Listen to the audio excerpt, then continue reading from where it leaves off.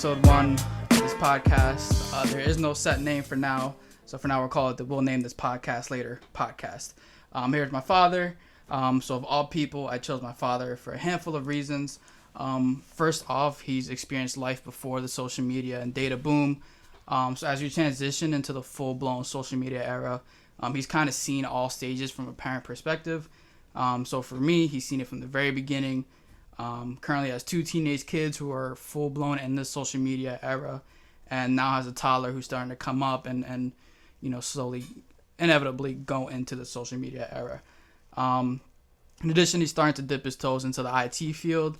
So I feel like this will not only be educational for us and the listener/viewer, but for him as well. So, Dad, please introduce yourself, your name, and a little bit about what you do.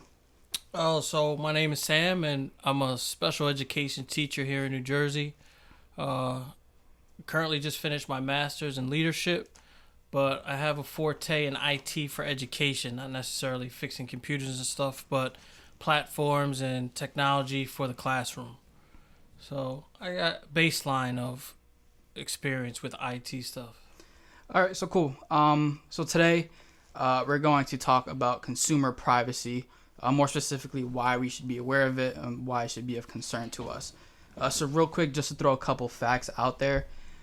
First off, according to Dashlane research team and the Digital Guardian, data from more than 20,000 users in 2015 suggests that the average person has about 90 online accounts. Furthering that, it is found that there's an average of 130 accounts linked to a single email address. And to continue with that, also, Privacy Rights Clearinghouse, they report that data generated from an adult is about $35 per month. And they also report that data brokering industry generates about $150 billion in revenue. So essentially, they make $150 billion a year off of our data alone. And I'm sure we all know of Ed Snowden, and he currently resides in Russia, and he's a notorious whistleblower and pretty much put the U.S. on blast and told about how they're monitoring inside of our homes and how easy it is for someone to go and find out what we're doing through our computer cameras, even if it's off. If you don't know about him, definitely check him out. He has a cool documentary/movie on Netflix, and he does a bunch of other stuff. So we know, first off, that our data is very valuable. So you, Dad, or Sam, can you talk about how targeted ads have affected you? So we talk about all the time how we'll be talking and the ad will pop up on our feed somewhere. Maybe can you talk about that and how it's affected you at all? Affects you in the sense of, at least as an adult, growing up with parents in their 70s that grew up on the backside of the Depression, who are extremely private. They taught you to be extremely private. And now you're at a point where if you have a conversation in the intimacy of your own home, you're getting an ad for it. If you just try to go on YouTube and you want to research something, well, now you're going to get those videos for the next year. Yeah.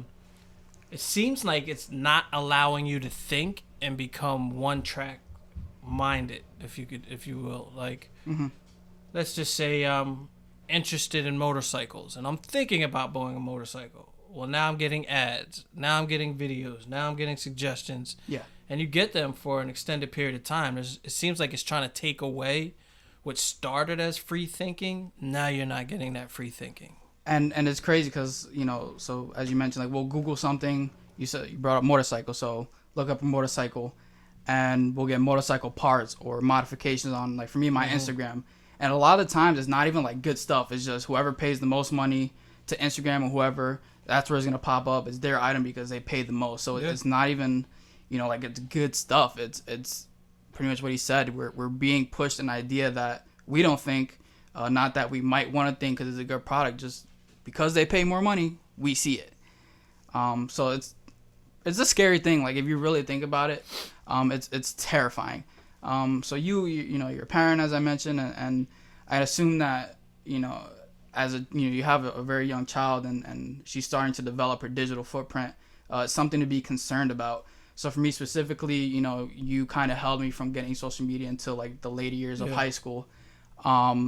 So essentially, you pushed back me starting my digital footprint. I didn't start it full blown until I was in high school, when I created my first social media. And for me, I tried to get away with a couple Facebook accounts, and you caught it right away. And that kind of just shows like the interconnectivity and how easy it is to find people. But that's a whole nother conversation. Yeah. So for you, what are your thoughts on potentially monitoring, your young daughter's digital footprint, and maybe some of the concerns that go through your head as a parent, knowing that it's hard for you to really do so much about it? Well, right now, I mean, she's only 4. She can't read or write. But what she can do is click links that she doesn't know she's clicking. Right. So I'm trying to monitor the website she's on. She may use something else. I'll use like ABC Mouse. They're pretty good at not putting the ads on there. I mean, it's something you pay for anyway. But I can walk out of the room and I don't have to worry about an ad popping up and her saying, "Oh, look, a Barbie," and clicking it and putting some code in my computer where it's continuously happening. As for teenagers, they're always going to come up with something. Let's look at it in the sense of my soon-to-be 14-year-old. If I were to say, "Give me your phone," I'm checking it.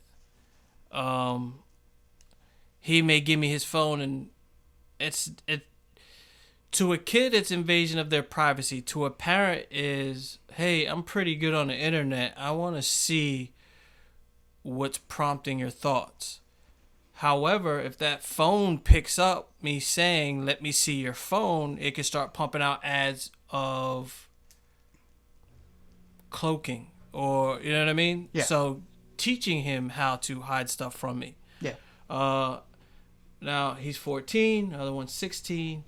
That's going to change by the time the 4-year-old is that age. So It's just like, it's up to the parent to stay abreast, but I don't see parents going to be able to run this race. Not against the smartest people in the world. And I know you mentioned, Charlotte's very young.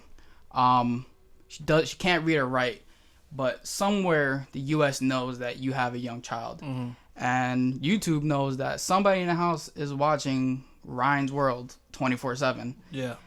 And it's not wrong to say that they can probably put 2 and 2 together and know that it's that young girl, watching this. And I'm not sure how they can advertise to a young child on the internet, maybe in stores where, I guess in this example, Ryan's World has 1 billion toys in Toys R Us and Walmart and Target. But again, it's scary stuff, and it just sucks to know that there's not much you can do. You can put like the privacy restrictions, but as you mentioned, as a kid, he's gonna figure out a way to do it and to get himself out there. And it's something to think about. Like, I also think about how much is run through the actual IP address. Now, I use a different browser on my cell phone. It kind of hides where it stops third-party tracking. But again, how good does that do it? But like you mentioned, she's watching Ryan. She's on ABC Mouse. How much is running through my IP address that they can already narrow down Exactly the age of the person and stuff. Right. It seems more invasive now. They're hunting as opposed to collecting. Absolutely. So let's continue on this track a little bit. Been doing a lot of research lately, and I came across a scholar. His name is Hongwei Yang, and if I pronounce that wrong, I apologize.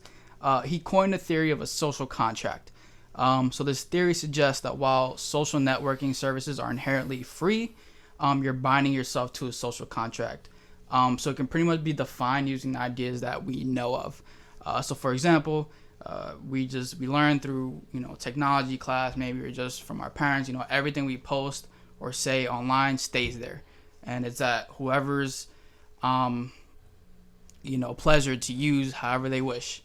For me personally, I have my credit card info in Google Chrome, so that when it comes time to check out, it just autofills and it's quick, it's simple, and I check out. For me, it's an improvement of life, like a quality of life thing. And while I know a lot of what's going on in the world, I continue to do it. And as for the psyche behind it, I'm aware. I know what happens with the information, and I still do it because it's easy and it's quick. Again, that's a whole nother conversation, but it's just something to think about. So maybe what are your thoughts on the social contract? How we can use something, and while it's free, they're just using it to collect information. Like Amazon, they know all the types of stuff that's in our house that we bought off of Amazon, and things like that. I can agree with it, and I don't see it stopping. I think I did it last week. I wanted a discount on something from a website that I never ordered from, and I gave my email address to get like 25% off. Yeah. I knowingly knew what I was doing. I knowingly know that they're going to sell my information to somebody, even if they say they're not, somehow they're going to do it. I don't see that changing at all unless government gets involved. Again, I know Apple's stopping like third-party things. Right. I know Google talked about stopping third-party. Yeah, so let's talk about that real I'm an Apple device user, as most people are. Apple has a feature where you can go and turn off location services, so you can set it to never allow an app to use your location, only use it while you're on the app, or allow it to always have your location. And that's fairly new. That rolled out maybe 5-6 years ago. It's as you would think, it's no brainer. Just give them permission to use it at certain times. That it wasn't always the case. So segueing into that topic, talking about legislation, the Federal Trade Commission, their job is to protect consumers and their privacy. And they even state on their website, and I quote, "The FTC protects consumers by stopping unfair, deceptive, or fraudulent practices in the marketplace." For me, it's clear that the FTC is just simply not doing enough, or at that is doing the bare minimum. So for you, what do you think can be done to limit our digital footprint or protect us from companies? So do you think like the government should always control the regulations? Do you think it's as simple as, Instagram raising the age to 21 to use the site and, have an age verification? Like, what do you think? Do you think the government should have control? I'm not for government control. I think they have control of enough. And the people that are in government right now, what is the average age of government, the leaders of government? Old. 60. They can barely tell the difference between an iPhone and an Android. So for them to have, let's say, a leading executive at Google or a very prestigious university come in and try to explain so they can write the laws, it doesn't work that way. It takes years of practice, years of mistakes to understand the systems. So there does need to be legislation, but we might have to wait for your generation to come up. Makes sense. You know what I mean? Yep. So on that, I came across an article, and it suggested a potential solution. This is very, far west, but it's just getting some ideas out there. They pretty much suggest that every person should be given the opportunity to pull all their data from the companies once. So for example, delete all social media accounts, deactivate all their services linked to the email, pull any photos, information linked around in the large data pools. And, there's so much that goes into that, especially from a legal standpoint. Mm-hmm. But essentially, you'd be given the opportunity to reset your digital footprint. And especially knowing, what we do now, the opportunity to reset my footprint would be awesome. And for you, and, for most people, the chance to just start new, knowing what we do now, would be amazing. So at that, is there, if you had no restrictions, no legal restrictions, no moral restrictions, what would you, or could you kind of suggest any other solution or restriction that could be done? I mean, well, good solutions such as something that goes on in New Jersey is they don't allow employers to ask you about your social media anymore. Like, it's not on a job application as it was a few years ago. I do like the aspect of them allowing you to, I guess you could say, flush or somehow get all your digital footprint off. But at the same time, once you give people or companies or government that power, you're not getting it back. Correct. So they may, even if they say you're getting it, there's still going to be somewhere infinite, whether it's, I'll play the Russia game, whether Russia got to it or China got to it. Like, you may make that deal here. Yeah. But how you going to make it across the pond? I like the aspect of taking away anonymity as opposed to, I mean, you could get into like free speech and all that online, but how much would you be saying or doing or posting online if your real name was on there?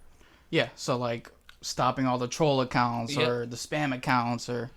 Yeah, I mean, I have cryptocurrency, and to get an account, you have to like send a picture with your license with a written date Right. and all this. If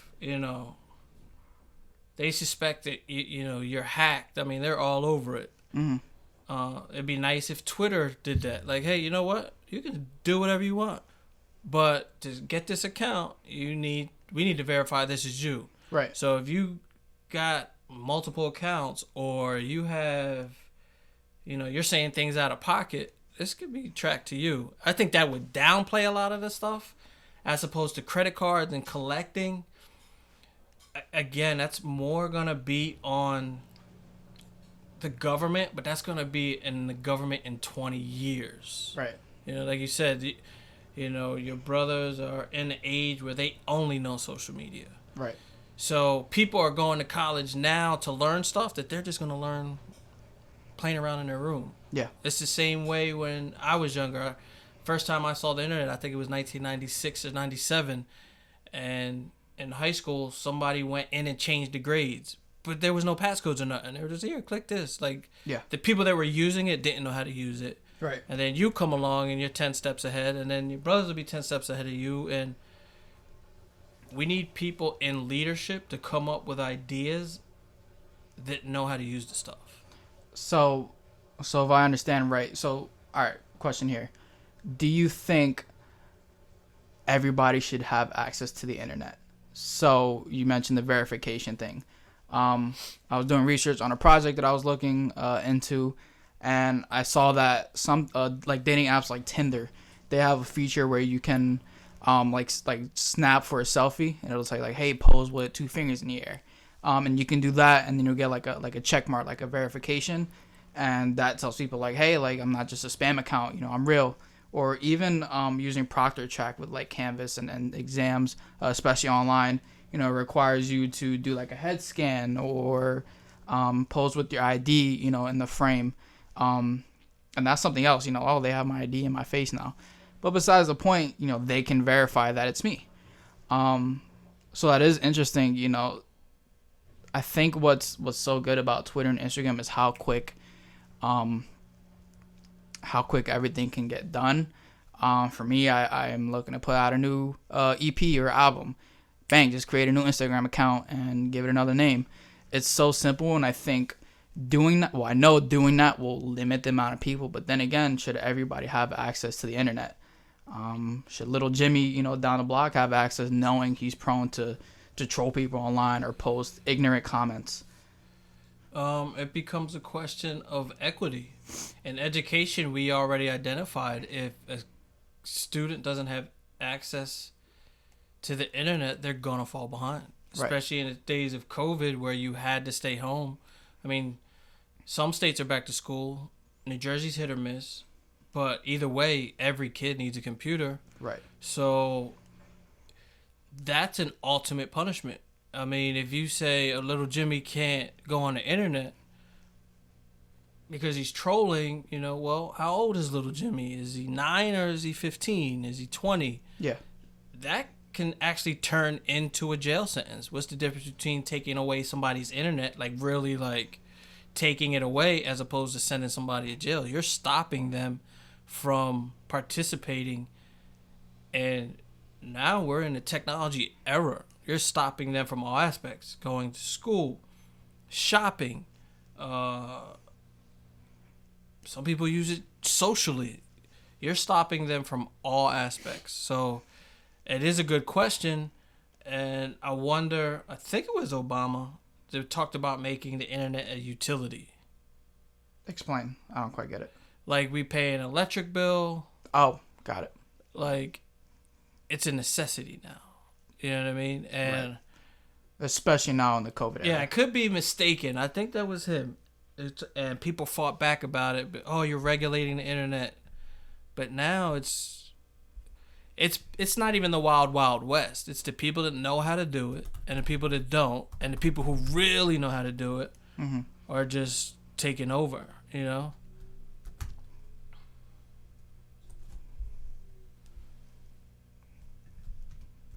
Yeah, I wonder if that's Obama.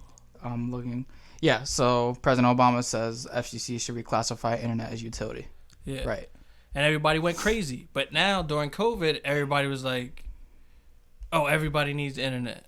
Let's get out. You know, how much did New Jersey get in CARES Act funding? I think it was like $11 million to get hotspots and computers to New Jersey students. Like, Right. regardless if you wanted to, it became a utility over COVID. And we know who's benefiting from all these people being online at once. It's these large companies. You know, I get bored and I'll go on Amazon and see what kind of deals they got. Bang, I'm buying more stuff or more information being thrown out in the air. And it's just, it's a lot to handle. And for me, this is something I personally obsess over all the time. So just a thought question. Do we own our information? So is it, you know, does the labor that a company puts into collecting and categorizing and information about you, does that entitle them to ownership over your data? Do we own our data, even though we give it away? You know, who owns the information, or specifically, do we own our information? That's a government thing. That's the epitome of what the government needs to answer. Do you own your likeness? Right. Can I walk up to you on the street and take your picture and post it on the internet? I can. Yeah. So you essentially, like, as long as I think the rule, as long as I'm not making money off of it, I can do whatever I want to you. I can take your picture. I can take your sound bites. I can, as long as I'm not making money. Now, I just think the government at this point needs to detail, like, what rights do we have? Because at this point, what's the point of a social security number? Right. Like it's null and void, you know. And do you think it's a moral issue that these companies knowingly take our information? So, for example, we all know famous people, you know, famous rappers and artists. There's many times where, especially in the hip hop world, where somebody come out with their phone, oh, let me get a picture. It may not be, you know, that artist's, you know, specific and best day, and they'll maybe smack the phone out of their hand, or even worse, you know, maybe throw a punch or two. And, you know, we expect these high profile people to be model citizens when there's many cases where they don't want to be looked up to. And it's interesting because one of the things I was throwing around, and that's a conversation piece, is, you know, stopping people from, you know, recording other people on public, you know, places. We all know, I'm not sure which amendment, but, you know, people do audits where they'll go in front of a police station and record, and there's not much a cop can do. Well, the difference between that is a cop is a public employee. Correct. I'm more talking about private citizens. Like, I can go up to school as long as I'm not on the school property and record all the kids outside. Or someone can come to your front door and record off the property from the street, record you. That's where I think the government needs to step in, and I think that's going to be wrapped up into one.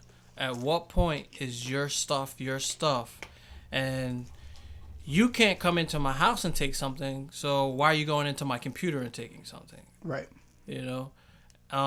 However, from a moral standpoint, I don't think big companies like Apple and Google are doing this to, like, steal your stuff and make money off you. I think they want to make things better for their apps and for you, and make, like you said, make life easier. Absolutely. Yep. However, I do not believe that it's the majority of the companies. I think there's people out there right now, and I'm sure there is, you would know more than me, making codes for retailers that are doing poorly, and they're getting your info, and that's how they're making their money because their retail shop is doing crazy. Right. You know, that's what the government needs to look at. And you can word it the same way. If you can't come into my house, what makes you think you can go into my computer? Because right now, like I said, I do cryptocurrency. My computer is my bank. Yeah. So if you go into my computer, you just went into my bank account. Right. No way around it. The code's in my computer. That's what you did. There's no argument. There's no, well, we didn't really. I can't go to TD Bank and go into your account at all. So why can you go into my computer? What about the argument that the internet is a open source program? You know, it's something that everybody can use, and you know, just as easy as you can use it, somebody else can, and we all use it together. We're meant to connect, and it's public. It's like the sidewalk of. I can agree with that, but doesn't the government already oversee it? How so? Would you say the FDC? FTC. FTC? Yeah, Federal Trade Commission. They already looking at it. Right. You know what I mean? If you're a government official, let's say, and you can check this, like let's say you're the mayor of the town. You can't delete your tweets if you're tweeting from a government account. Like the president. But he retweets his personal account. Mm-hmm. You know what I'm saying? So he could go into his personal account and delete it. But then he already retweeted, but it deletes there too. He was smart going in. All right, so I'm glad you brought that up. So we all know that, you know, if you post vulgar things on social media, you know, the social media company has the right to censor you, essentially. Mm-hmm. Not getting political, but obviously Trump tweets reckless things sometimes. Mm-hmm. And a lot of times it violates maybe a term of condition of Twitter, or, you know, can be seen as offensive, but because he's the president and we pretty much need to hear what he has to say at all times, he is kind of immune to the censorship that Twitter, you know, the power that Twitter has. Do you think that's right? Do you think, you know, he's just another account and he should be censored? Or do you think because he has such a high standing? You know, this is still the beginning of social media. I think moving forward, and what's his name? Jack Dorsey of Twitter? Jeff Dorsey? What's the Twitter CEO's name? Whatever his name is. I heard Jack Dorsey. Jack Dorsey wants to make a Twitter that is like the real Wild West. Everything goes. You can say whatever. Oh, and that'll be fun. That's it. But then you have this Twitter that's more tamed. I think that's where social media needs to go. They need to identify what they are, and that's it. Right. Kind of like one of those, you know, magazines at the beginning of the supermarket, tabloids. Mm-hmm. But once those, like Twitter and Facebook got into deleting, like, people's, government officials' tweets or posts based on their belief, it was wrong. It was completely. I don't have to identify. I don't have to like Ted Cruz. I could want to chip him up if I see him, but I don't think Twitter as an organization has the right to delete his tweets because they don't like it. Fair. And there's no way you have people there fact checking what somebody like a Ted Cruz, a Donald Trump, a Joe Biden knows behind government doors. I think the like, as you brought up Trump, and you know, a lot of things with the COVID in the beginning that people were like, oh, look what he's saying.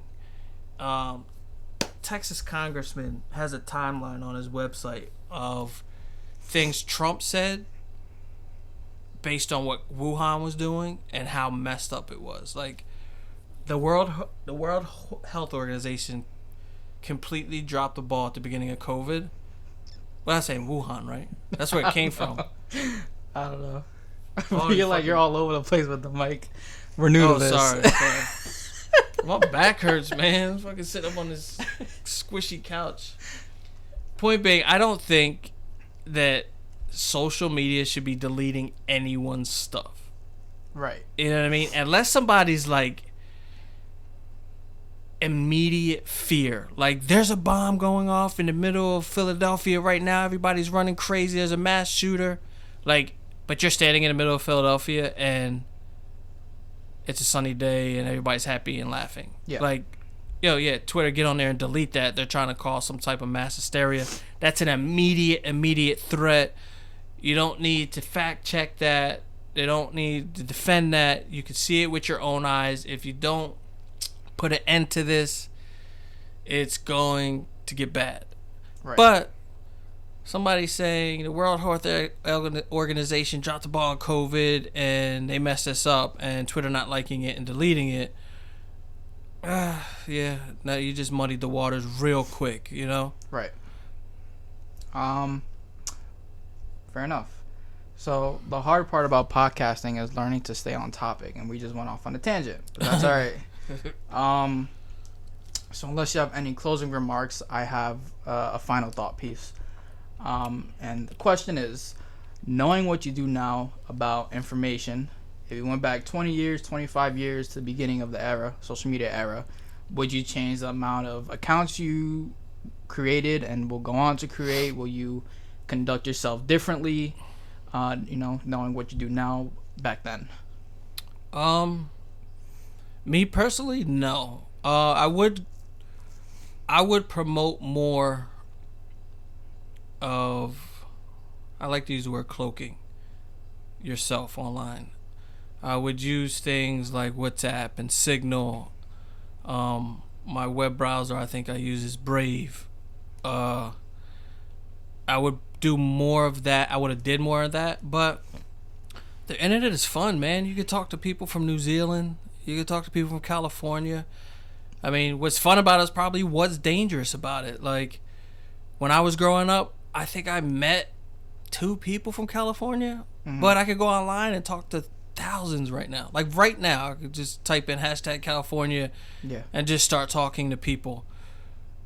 I wouldn't change anything, but I think as a whole, there needs to be a certain accountability to social medias, to advertisers, from, YouTube to Twitter to Instagram, on protecting the kids. Right. Like, how many billions of dollars does Google make? How many billions of dollars does Twitter make? You're going to tell me if you find that a kid is being targeted online by an adult for, let's just say, immoral practices, Twitter can't, I'm not asking you to empty the bank account, but you can't throw all your texts into this, get that person, track them through every camera that's on the street. You're going to tell me YouTube just can't let kids watch YouTube when Ryan's on there and just leave them alone? Like, you get to that age, like, is 18 really an adult? When there's the research to say your brain is still developing until you're 22. Right. Like, that's a whole nother thing. But we all know when you get older, 17, 18, depending on your life, like, you got decision-making skills. Whether they suck or they're good, you got decision-making skills. Yeah. That's different. But when you're, preteens, freshmen, sophomore, juniors, high school, I think these, I'll call media companies, need to take a better stance on protecting kids. Like, you know what, Nike? I know you pay us $5 million a year to advertise on YouTube to target, kids. We don't want your money. Yeah. You know what I mean? Oh, there's some funny stuff coming out of this IP address that keeps changing. Yeah. A kid just disappeared 30 miles from this, or there's a few kids that have disappeared within 50 miles of this, ever-changing IP address. Let's get on that. You know what I mean? Yep. And they could do it without the government. You know what I mean? Just do it. Just be morally correct and do it. Yep. And I guess that's the big thing. You know, is it's all of a judgment of, you know, how you feel morals should be. Should they, you know, should companies be allowed to do what they do with our information, or should they, you know, obviously they do it for our benefit essentially at the end of the day, to make things easier. But is it moral? Is it okay? Is it right? Is it within every legality that we have constituted today? And I'll say with that, we wrapped up, or we can wrap this up. We're about 36 minutes in. I think it was a very educational and thorough conversation. And hopefully I can do this again. So with that, we'll name this podcast later. Thank you, Father Sam, for coming on. And yeah, we'll call it there.